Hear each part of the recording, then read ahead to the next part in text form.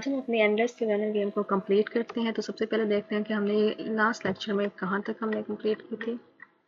एक दफ़ा प्ले करते हैं।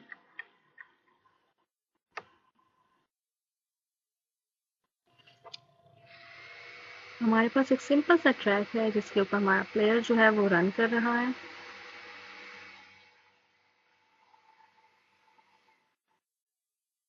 हमारा ट्रैक जो है वो कंप्लीट हो गया, लेकिन प्लेयर हमारा जो है वो कंटिन्यूसली रन कर रहा है और आगे की तरफ मूव कर रहा है। ठीक है, और हमारे कैमरे की डायरेक्शन जो है वो भी इस तरफ पीछे की तरफ है, और कैमरा जो है हमारा प्लेयर को फॉलो नहीं कर रहा। प्लेयर जो है आगे की तरफ जा रहा है और कैमरा बहुत पीछे की तरफ है। तो इसको एंडलेस रनर गेम बनाने के लिए हमें अब सबसे पहले 2 स्टेप्स को फॉलो करना पड़ेगा। पहला स्टेप कि हम लोगों ने कैमरे की जो मूवमेंट है वो भी प्लेयर के अकॉर्डिंग हमने चेंज करनी है। जैसे जैसे प्लेयर आगे की तरफ मूव करेगा वैसे ही हमने कैमरे की पोजीशन को भी आगे की तरफ मूव करना है। तो हम एक सिंपल से स्क्रिप्ट क्रिएट करते हैं।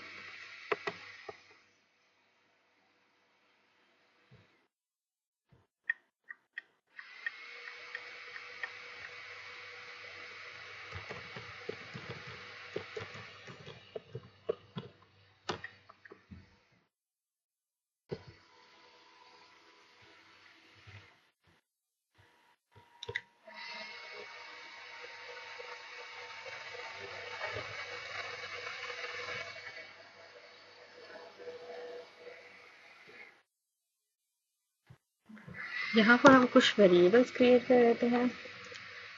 प्लेयर की डायरेक्शन गेट करने के लिए हम लोग यहाँ पर एक वेरिएबल बना लेते हैं, पब्लिक ट्रांसफॉर्म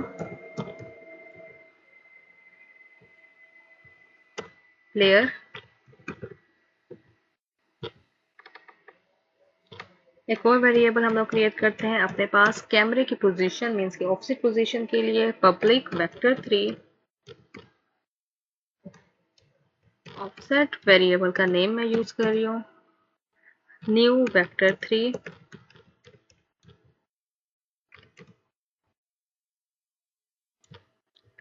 जिस डायरेक्शन से या जिस एंगल के ऊपर हमने कैमरे को मूव करवाना चाह रहे हैं वो यहाँ पे आप कोई भी एक पोजीशन सेट कर सकते हैं। ठीक है, तो मैं सेट कर रही हूँ 0, 5 एंड -8 कि जब भी हमारा कैमरा मूव करे तो एक्स एक्सिस पर 0 डायरेक्शन होनी चाहिए, वाई एक्सिस जो है उसका 5 टाइम्स ऊपर हो, और उसी तरह से जी एक्सिस -8 पर हो। नेक्स्ट हम कैमरे के लिए एक स्पीड यूज कर लेते हैं, पब्लिक फ्लोट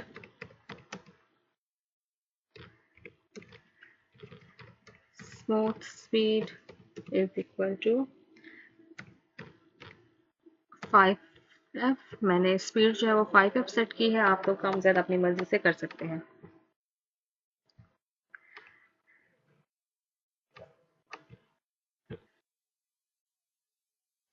नेक्स्ट यहाँ पर एक कंसेप्ट है हमारे पास लेट अपडेट का। जो हमारे पास अपडेट का सिंपल फंक्शन होता है, ये हमारे पास हमारे फ्रेम के अकॉर्डिंग एक दफ़ा कॉल होता है। मीन्स कि हमारे पास अगर 60 fps की स्पीड में हमारे पास ग्राफिक्स जो है वो मूव कर रहे हैं तो अपडेट का फंक्शन जो है वो 60 fps के ऊपर ही हर दफ़ा कॉल होगा। ठीक है, 120 fps तो 120 फ्रेम्स पर सेकेंड, उसी तरह से अपडेट का फंक्शन भी कॉल होगा। जितने हमारे पास फ्रेम्स होंगे और हर फ्रेम में एक दफ़ा हमारे पास अपडेट का फंक्शन कॉल होगा। यहाँ पर जो हमारे पास न्यू कंसेप्ट है वो है हमारे पास लेट अपडेट का, void late update. Late update क्या करता है, आफ्टर अपडेट फंक्शन जैसे ही हमारे पास अपडेट फंक्शन रन हो जाता है, एक दफ़ा कॉल हो जाता है, उसके बाद हमारे पास लेट अपडेट जो है वो स्टार्ट होता है। हम कैमरे के अंदर लेट अपडेट का फंक्शन यूज कर रहे हैं क्योंकि हमारे पास जो अपडेट का फंक्शन है वो हम लोग ने यूज किया है प्लेयर की मूवमेंट के लिए, कि जैसे ही एक दफा प्लेयर मूव कर लेगा अपने उस स्पेसिफिक फ्रेम के अंदर तो उसके बाद लेट अपडेट के साथ हमारे पास जो कैमरा है वो मूव करेगा। ठीक है, तो जितने भी हमारे पास फ्रेम्स होंगे, जैसे 120 फ्रेम्स पर सेकंड के हिसाब से हमारी गेम जो है वो रन कर रही है, तो 120 टाइम्स ही हमारे पास अपडेट का फंक्शन कॉल होगा। और जैसे ही अपडेट का फंक्शन कंप्लीट होगा तो उसके फौरन बाद हमारे पास लेट अपडेट का फंक्शन कॉल हो जाएगा, ठीक है। लेकिन इनकी टाइमिंग में थोड़ा सा डिफरेंस होगा, लेकिन ये कितनी दफा रन होगा, किस तरह से रन होगा, वो सब कुछ हमारे पास अपडेट की तरह आई है कि हर फंक्शन में हर फ्रेम में ये बार बार अपने आप को रन करेगा। तो यहाँ पर हम लोग कुछ पोजीशंस डिसाइड कर लेते हैं कि किस पोजीशन पर हमारे पास कैमरा किस तरह से मूव करेगा। तो सबसे पहले हम ले लेते हैं कि हमारे पास डिजायर्ड पोजीशन क्या है, जिस पोजीशन के ऊपर हम लोग चाह रहे हैं कि हमारे पास कैमरा मूव करे। उसको बनाने के लिए हमारे पास हम लोग यूज क्या करते हैं, वेक्टर 3। वेरिएबल का नाम कोई भी हम लोग दे सकते हैं। यहाँ पर मैं डिजायर्ड पोजीशन यूज कर रही हूँ। वेरिएबल का नाम is equal to new vector 3। हमारे पास वेक्टर 3 का जो ऑब्जेक्ट होता है, लेकिन यहाँ पर हम लोग यूज करेंगे प्लेयर डॉट ट्रांसफॉर्म, क्योंकि हम क्या चाह रहे हैं कि हमारे जो प्लेयर की पोजीशन है उसके अकॉर्डिंग ये मूव करे। प्लेयर डॉट पोजीशन,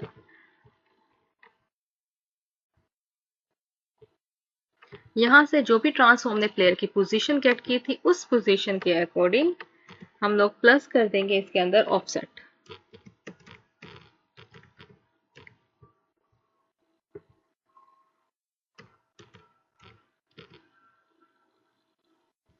ऑफसेट हमारे पास वेरिएबल है।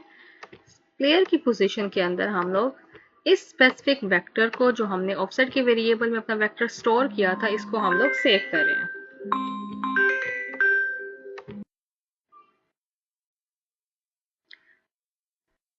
तो हमने यहाँ डिजायर्ड पोजीशन के अंदर प्लेयर की पोजीशन और उसके साथ जो हमारे पास ऑफसेट हमने खुद से सेट किया था कि जिस वेक्टर के ऊपर हम उसको, जिस वेक्टर के हिसाब से हमने कैमरे को मूव करवाना चाह रहे हैं, उसको हमने प्लस करके एक न्यू पोजीशन यहाँ पर गेट कर लिया, ठीक है। नेक्स्ट हम क्या कर सकते हैं, इस न्यू पोजीशन के अकॉर्डिंग हम लोगों ने अपने कैमरे को मूव करवाना है, ठीक है। तो उसके लिए हम लोग यूज करते हैं वेक्टर 3 स्मूथ मूवमेंट। मैं अपने वेरिएबल का नेम यहाँ पे यूज कर रही हूँ, आप लोग कोई भी वेरिएबल का नेम यहाँ पर दे सकते हैं। Is equal to vector 3 dot LERP। यहाँ पे हमारे पास एक कंसेप्ट है वेक्टर 3 लैप। लैप का मतलब क्या होता है कि जो स्टार्टिंग पोजीशन है और जो हमारे पास एंडिंग पोजीशन है, उन दोनों पोजीशंस के दरमियान में आपने अपने वेक्टर को मूव करवाना है। लर्प का मतलब क्या है कि हमने स्टार्टिंग पोजीशन और एंडिंग पोजीशन, दोनों पोजीशंस के दरमियान में अपने वेक्टर को हमने मूव करवाना है। स्टार्टिंग पोजीशन यहाँ पर कैमरे की इनिशियल पोजीशन है, जिस जगह पर कैमरा इस वक्त आपको डिस्प्ले हो रहा है, और हमारे पास एंडिंग पोजीशन क्या है, ये हमारी डिजायर्ड पोजीशन, जिस जगह पे हमने कैमरे को फ्लो करवाना है, ठीक है। तो हम इसके कुछ जो वेरिएबल्स हैं, इसके पैरामीटर्स, वो इसको असाइन कर देते हैं। पहला पैरामीटर हमारे पास क्या है, ट्रांसफॉर्म डॉट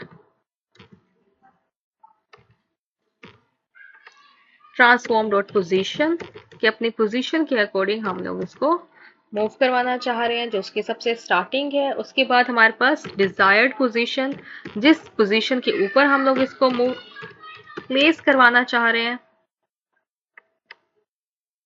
कॉमा, जिस हमारे पास स्पीड के लिए हम लोगों ने यहाँ पे वेरिएबल यूज किया था smooth speed, multiply by time dot delta time, के अपने स्पेसिफिक टाइम के अंदर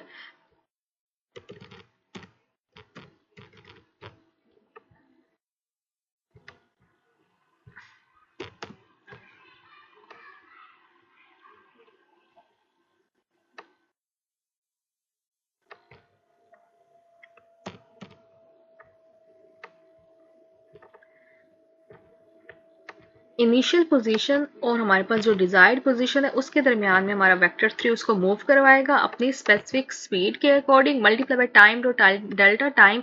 जैसे जैसे टाइम इंक्रीज करेगा और हमारे फ्रेम्स इंक्रीज होंगे किसी भी एक गेम के अंदर, हर फ्रेम के अंदर इस पोजीशन से इस पोजीशन पर वो लेकर आएगा अपने कैमरा को, ठीक है, कैमरा को मूव करवाएगा।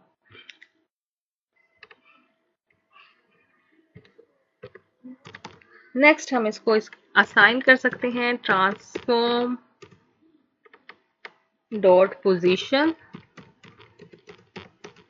Is equal to smooth movement. Smooth movement के अंदर जो भी हमारे पास पोजीशंस चेंज हो रही हैं, उन पोजीशंस को हम लोग ट्रांसफॉर्म डॉट पोजीशन को असाइन कर देते हैं।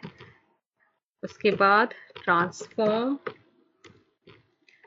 डॉट लुक एट, इसने अब फॉलो किसको करना है और किसके पीछे जो है हमारे पास लेट अपडेट मूव करेगा, प्लेयर। ठीक है,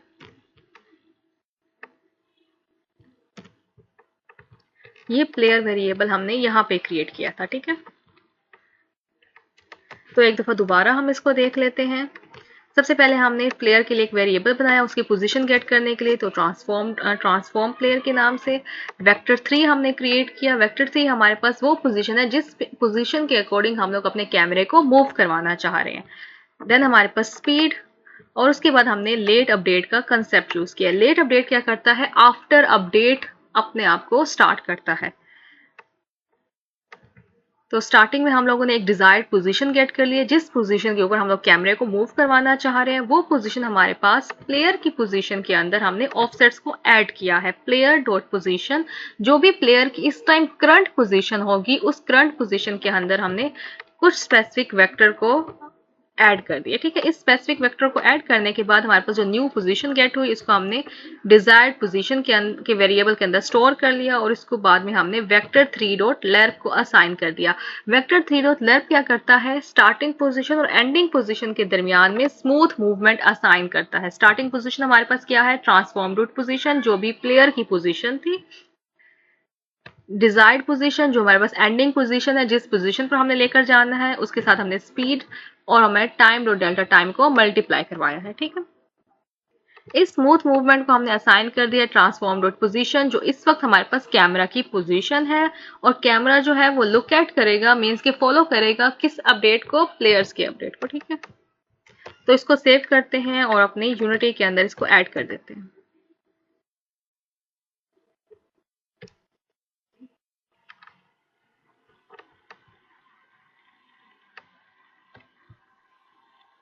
यहाँ मेरे पास कैमरा है, तो कैमरे के साथ मैं अपने इस स्क्रिप्ट को अटैच कर देती हूँ। कैमरा मूवमेंट को मैंने ड्रैग कर दिया कैमरे के ऊपर। यहाँ पर आपको एक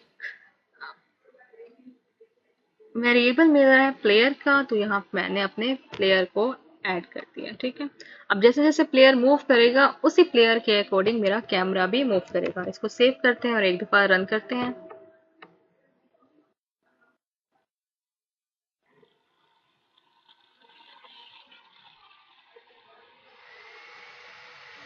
अब जैसे मेरा प्लेयर आगे की तरफ मूव कर रहा है उसी तरह से मेरे पास कैमरा भी क्या है, आगे की तरफ मूव कर रहा है। ठीक है, अब सेकंड हमने क्या करना है, अपने इस ट्रैक को एंडलेस ट्रैक बनाना है, ताकि हमारा ट्रैक जो है कभी भी खत्म ना हो। जिस तरह से कंटिन्यूसली हमारा प्लेयर रन करे उसी तरह से ट्रैक भी बार बार अपीयर होता जाए। ठीक है,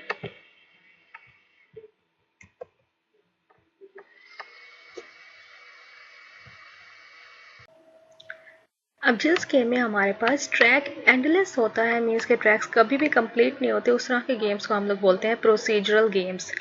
ठीक है, तो इस गेम को प्रोसीजरल बनाने के लिए सबसे पहले हम अपने ट्रैक के ऊपर, जिस जगह से हमने अपने ट्रैक को दोबारा से हमने रीअपेयर करवाना है, वहां पर हम लोग एक गेम ऑब्जेक्ट ऐड कर देते, एक हम कोलाइडर ऐड करते हैं। तो उसके लिए सबसे पहले एक मैं एम्प्टी गेम ऑब्जेक्ट यहाँ पे बनाती हूँ, और उस गेम ऑब्जेक्ट के अंदर एक कोलाइडर ऐड कर देती हूँ, बॉक्स कोलाइडर।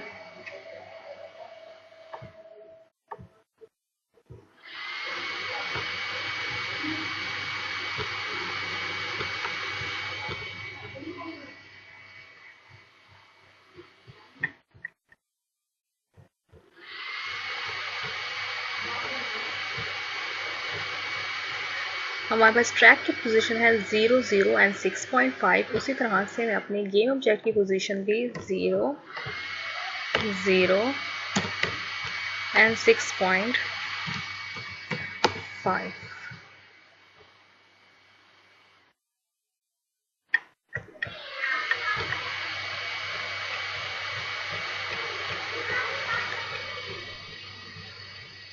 ये पोजीशन इसलिए सेट कर रही हूँ ताकि मुझे हमें हमारा जो है कोलाइडर जो है वो यहाँ पर डिस्प्ले हो सके।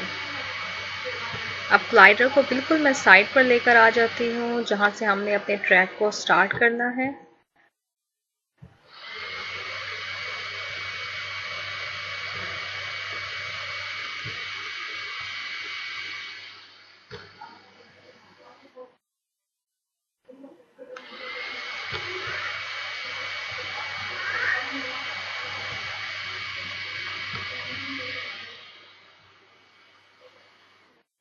तो अब जैसे ही हमारे पास प्लेयर इस एंडिंग स्टेज पर आएगा जहाँ पे हमारे पास ट्रैक हमारे एंड हो रहा है, वहाँ से इसको हिट करेगा और उसके बाद उस हिटिंग के ऊपर, उस कलयन के ऊपर हमने इस ट्रैक को दोबारा से रीअपेयर करवाना है।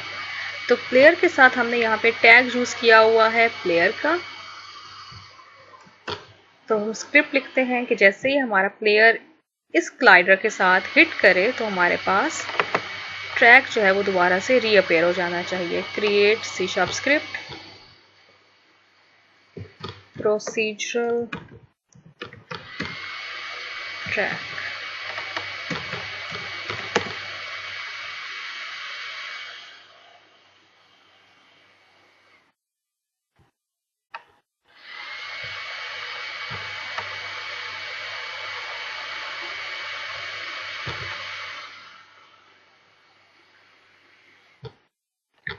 सबसे पहले हम लोग एक गेम ऑब्जेक्ट क्रिएट करते हैं, जिस गेम ऑब्जेक्ट को हमने बार बार रीअपेयर करवाना है। पब्लिक गेम ऑब्जेक्ट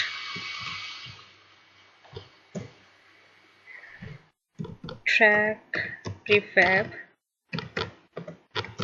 वेरिएबल का नाम मैंने यूज कर लिया। उसी तरह से पब्लिक ट्रांसफॉर्म पोजीशन, जिस पोजीशन के ऊपर हम लोग उसको रीअपेयर करवाना चाह रहे हैं। पब्लिक ट्रांसफॉर्म स्पैन पॉइंट, जिस पॉइंट के ऊपर हम उसको रीअपेयर करवाएंगे। और एक और हम बूल टाइप वेरिएबल बना लेते हैं, जिससे हम लोग इस चीज को देख सकते हैं कि हमारे पास जो ट्रैक है वो अपेयर हो चुका है या नहीं हुआ।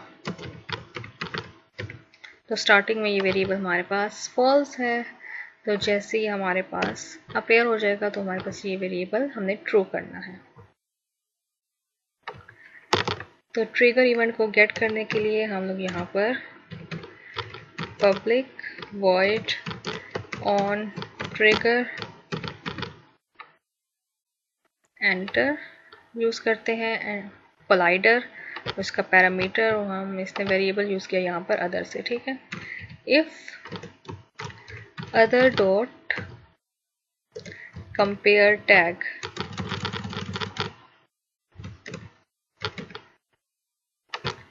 हमारे टैग का नाम था प्लेयर,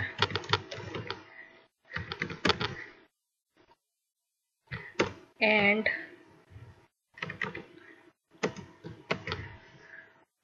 हमारा वेरिएबल जो हमने बूल टाइप वेरिएबल बनाया था, अगर ये फॉल्स है तब हमने क्या करना है, इस वेरिएबल को सबसे पहले ट्रू करेंगे, is equal to true. Next हम यहाँ पर चेक कर सकते हैं कि हमने कितने ट्रैक्स अपने विजुलाइज करवाने हैं। तो उसके लिए हम पहले अपने गेम ऑब्जेक्ट को हम एरे टाइप बना लेते हैं, ताकि जितने भी हम लोग ट्रैक्स यहाँ पर विजुलाइज करवाना चाह रहे हैं उतने ही नंबर्स के हमने ट्रैक्स के प्रीफैब यहाँ से गेट कर लेने हैं, ठीक है। तो हम यहाँ पर रैंडम रेंज यूज कर लेते हैं, रैंडम डॉट रेंज 0, जो भी हमारे पास इसकी लेंथ होगी, ट्रैक प्रीफैब डॉट लेंथ, उसके अकॉर्डिंग एक रैंडम नंबर वो जनरेट कर देगा, ठीक है। इस रैंडम नंबर को हम लोग स्टोर कर लेते हैं एक इन टाइप वेरिएबल में। उसको वेरिएबल का नेम हम यूज कर लेते हैं रैंडम इंडेक्स।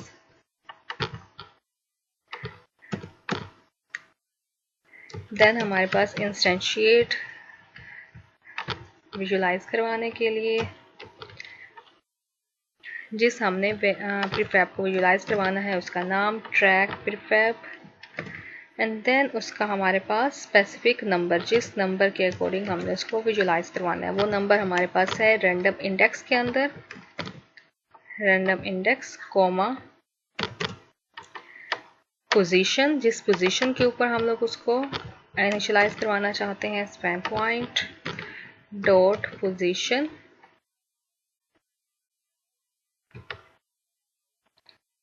नेक्स्ट हमारे पास उसकी आइडेंटिटी, ठीक है।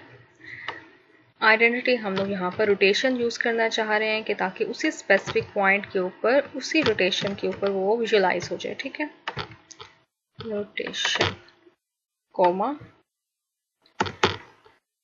एंड जैसे ही हमारे पास ये स्पेसिफिक नंबर ऑफ ट्रैक जो है वो अपेयर हो जाए तो हमारे पुराने ट्रैक्स क्या हो जाने चाहिए, डिस्ट्रॉय हो जाने चाहिए। तो उसके लिए हम लोग टाइम सेट कर लेते हैं कि कितने टाइम के बाद हमारा प्रीवियस ट्रैक जो है वो डिस्ट्रॉय हो जाए। Destroy game object comma 100F means के 100 फ्रेम्स के बाद जो हमारा ट्रैक है वो प्रीवियस ट्रैक वो डिस्ट्रॉय हो जाए। ठीक है, अब इस स्क्रिप्ट को हम लोग अपनी ट्रैक के साथ अटैच कर देते हैं ताकि हमारा जो ट्रैक है वो बार बार अपेयर होता रहे।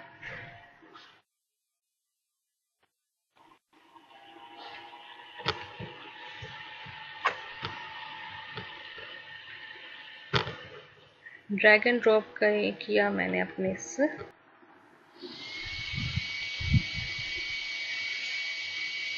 गेम ऑब्जेक्ट को, जहाँ पे हम लोगों ने अपना कोलाइडर अटैच किया था, उसको मैंने ट्रैक का चाइल्ड क्रिएट बना दिया। ठीक है, ताकि हर दफ़ा जैसे हमारे पास ट्रैक जो है वो बार बार अपेयर हो, उसी तरह से जो हमारे पास गेम ऑब्जेक्ट है वो भी उसी के चाइल्ड के अकॉर्डिंग कोलाइडर भी बार बार उसके पास आता रहे। ठीक है, तो ट्रैक के ऑब्जेक्ट के ऊपर हम लोगों ने अपना एंडलेस ट्रैक जो मेरे स्क्रिप्ट का नेम था उसको मैंने यहाँ पर ऐड किया, और उसके बाद ये जो हमारे पास स्पेसिफिक ट्रैक है, इस ट्रैक को हमने यहाँ पर ड्रैग एंड ड्रॉप किया। ठीक है, येलो कलर में आपको ट्रैक शो हो रहा है। उसके बाद हमने गेम ऑब्जेक्ट मीन्स के अपने स्पैन पॉइंट को, जिस पॉइंट से हमने इसको दोबारा से रिक्रिएट करना है, हमारे पास गेम ऑब्जेक्ट था जिसके साथ हमने कोलाइडर अटैच किया था, उस कोलाइडर को भी मैंने यहाँ पर ऐड कर दिया। ठीक है, अब एक दफ़ा हम इसको रन करके देख लेते हैं।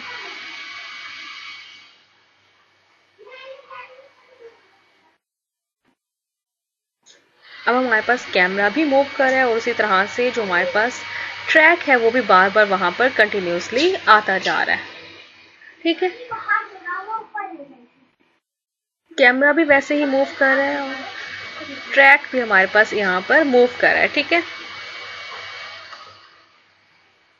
नेक्स्ट हम क्या कर सकते हैं, यहाँ पे हम कुछ इन्वायरमेंट क्रिएट करते हैं और इस ट्रैक के ऊपर हम लोग कुछ क्वाइंस और कुछ स्टोन्स बनाते हैं और साथ साथ हम लोग कुछ इन्वायरमेंट बना देते हैं। ठीक है,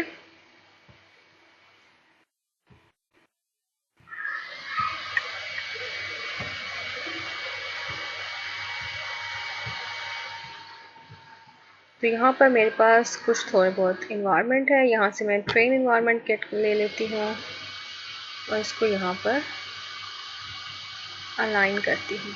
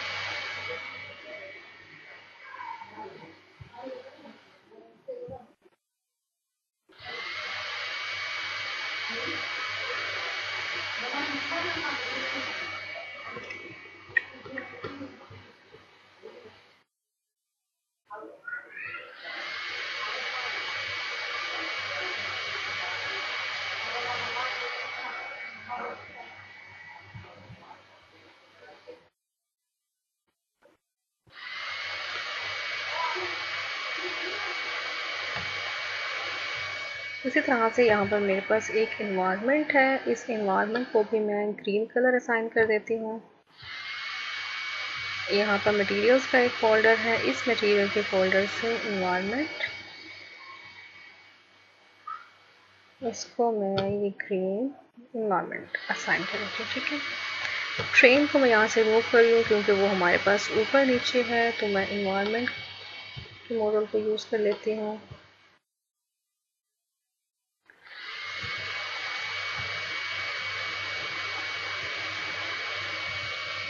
इसको इस तरह से मैं सेट कर देती हूँ। ठीक है,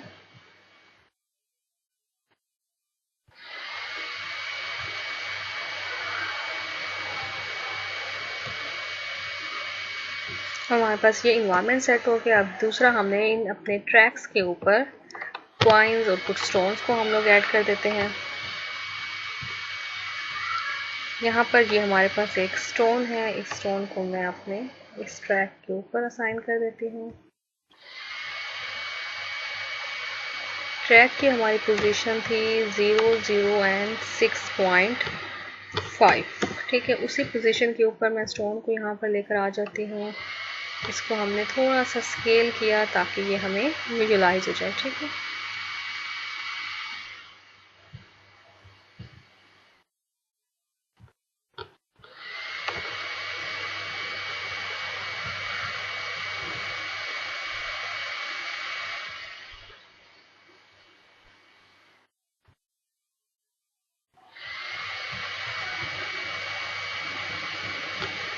ये हमारे पास प्लेयर है। यहाँ पर हमने एक स्टोन ऐड कर दिया। इसी तरह से मैं एक कॉइन ऐड कर देती हूँ।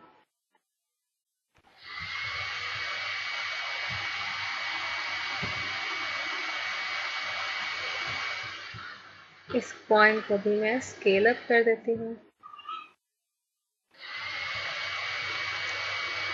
इसकी पोजीशन भी 0 एंड यहाँ पर है हमारे पास 6.5। ठीक है, थोड़ा सा इसको नीचे की तरफ लेकर आती हूँ एंड देन इस तरह से स्टोन को थोड़ा सा पीछे लेकर आती हूँ। अब एक दफ़ा इसको हम लोग प्ले करके देख लेते हैं कि किस तरह से ये विजुअलाइज हो रहे हैं। कॉइन बहुत बड़ा है हमारे पास, इसी तरह से स्टोन हमारे पास ठीक है। जैसे ही अपना फर्स्ट ट्रैक कंप्लीट इसने किया है तो हमारे पास सेकंड ट्रैक भी यहाँ पर विजुअलाइज हो गया है।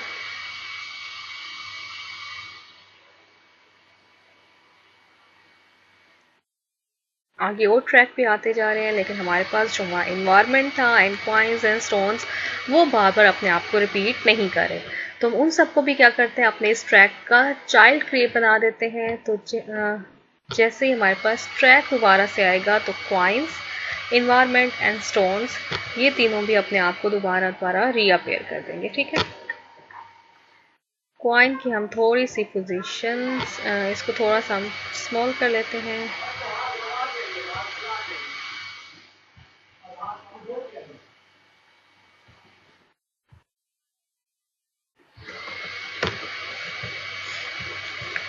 अब हम एक स्क्रिप्ट क्रिएट करते हैं कि जैसे ही कॉइन्स को टच करें तो हमारे पास स्कोर इंक्रीज हो जाए और जिस तरह से स्टोन्स को टच करें तो हमारे पास स्कोर डिक्रीज हो जाए। ठीक है, तो उसके लिए मैं एक स्कोर के लिए मैं एक टेक्स्ट बॉक्स क्रिएट कर देती हूँ। स्कोर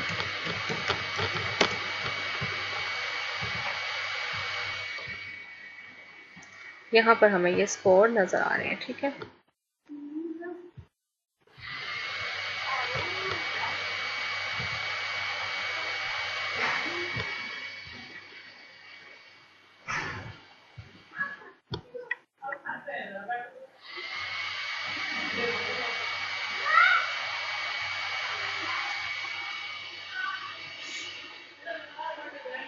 अब जैसे हमारे पास न्यू ट्रैक्स आ रहे हैं उसी तरह से हमारे पास स्टोन्स, कॉइन्स और नीचे इन्वायरमेंट भी हमारे पास बार बार रीअपेयर होता जा रहा है। ठीक है, थोड़ा सा हम इनको छोटा कर लेते हैं, अपने ट्रैक्स को, अपने कॉइन को और अपने स्टोन को।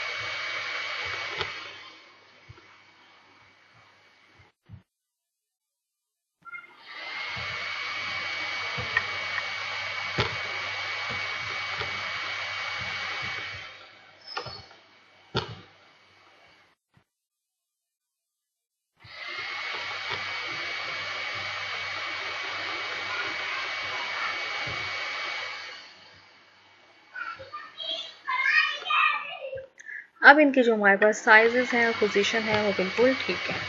अब हम एक स्क्रिप्ट क्रिएट करते हैं। Scripts create C# script touch coin कि जैसे ही वो कॉइन को टच करे हमारा प्लेयर तो उसके साथ किस तरह से हमने स्कोर्स को इंक्रीज करना है।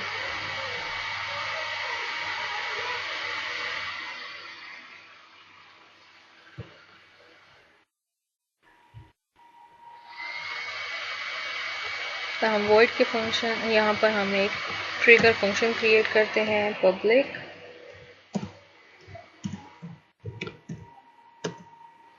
void on trigger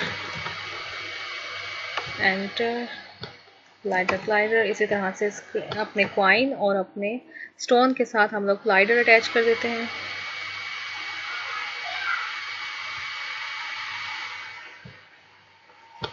add component collider,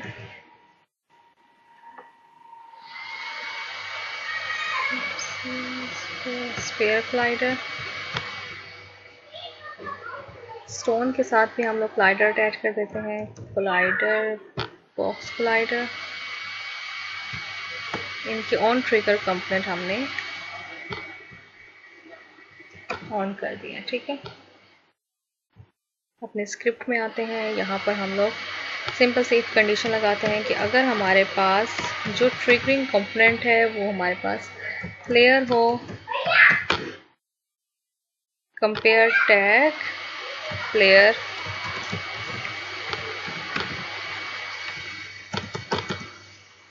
तब हमारे पास स्कोर ऐड हो जाए। ठीक है,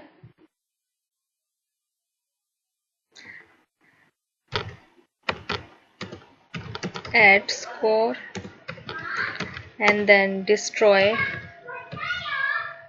game object।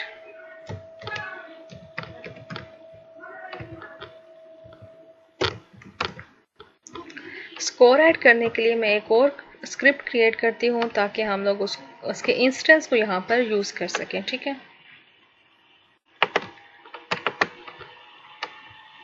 Create C# script score adder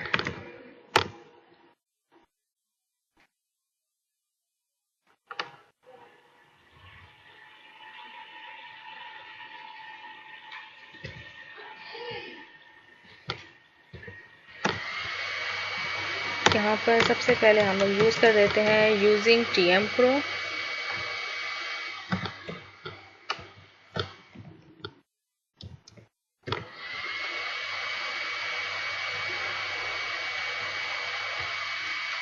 then हमारे पास है पब्लिक स्टैटिक। एक स्टैटिक हम लोग इसके लिए इंस्टेंस क्रिएट करते हैं public static score manager score adder. Then हमारे पास इंस्टेंस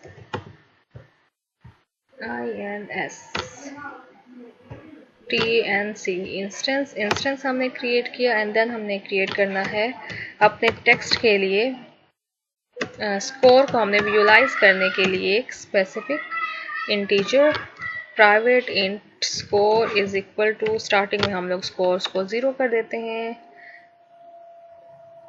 टेक्स्ट बॉक्स को गेट करते हैं public text mesh pro UGUI score text.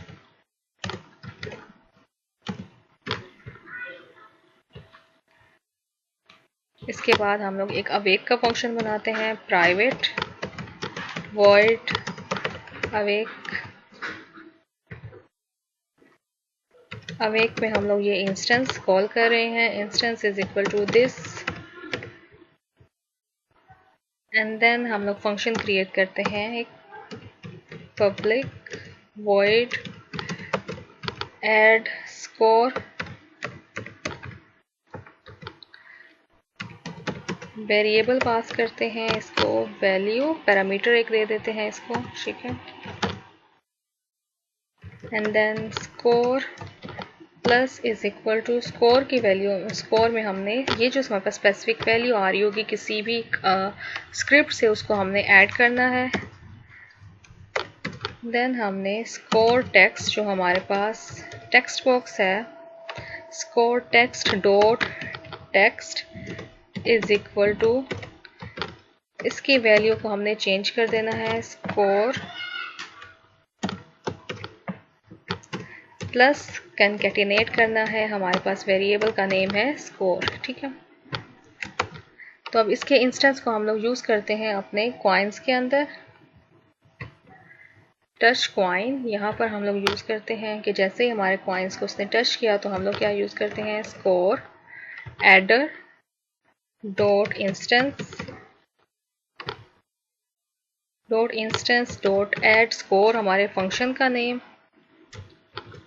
इसको हम लोग वैल्यू के पास करें +1, ये अपने स्कोर के वेरिएबल के अंदर 1 को प्लस करेगा, स्कोर्स को डिस्प्ले करेगा एंड देन डिस्ट्रॉय कर देगा, ठीक है।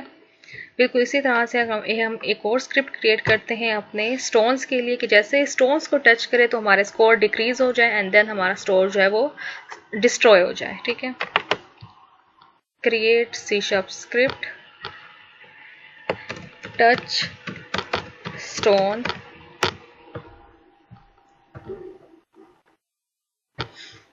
मैं टच कॉइन से अपनी स्क्रिप्ट जो है वो कॉपी पेस्ट कर लेती हूँ।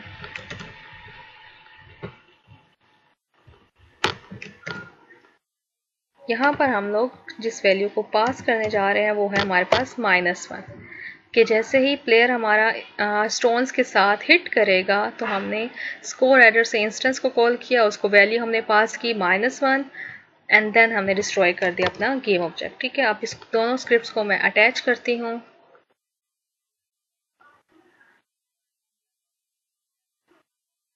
एक कॉइन्स के साथ मैं कॉइन्स को अटैच कर देती हूँ, टच कॉइन। इसी तरह से स्टोन के साथ मैं स्टोन को अटैच कर देती हूँ, टच स्टोन।